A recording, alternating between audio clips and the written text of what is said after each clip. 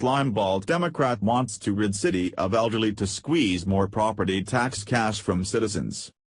The party of compassion is alive and well but hungry for revenues in New Hampshire, the pay-up-or-die state.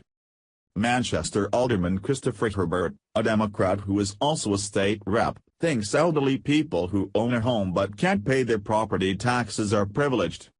He feels a program should exist that would force them out if they don't pony up. At a joint meeting on education in Manchester on May 24, Herbert opined, "I've got an 85-year-old woman that lives across the street, and she won't give up her house. She's sitting on $350,000 and she can't afford it anymore, and you're saying," pointing to Alderwoman Shaw, "give her a tax credit. No, we should have a program that gets her out of the house.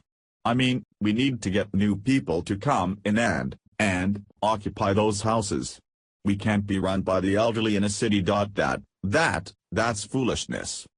No, that's callousness. Perhaps a state program of euthanasia would be a more cost-effective solution for your aging neighbor, Mr. Alderman." The audacity of this poor octogenarian lady wanting to live free or die in her own home.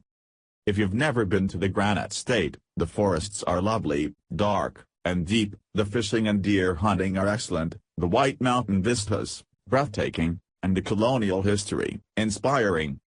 It's the state's philosophy of taxation that sucks. New Hampshire prides itself on its clean, rural lifestyle and having no state income tax and no sales tax. However, the cost of local government and all those coveted municipal services has to be paid for somehow. The main funding mechanism is the local property tax. In fact, New Hampshire boasts some of the highest property taxes in the nation. New Hampshire is known as a low-tax state. But while the state has no personal income tax and no sales tax, it has the third highest property tax rate of any U.S. state, with an average effective rate of 2.05%, according to Smart Asset.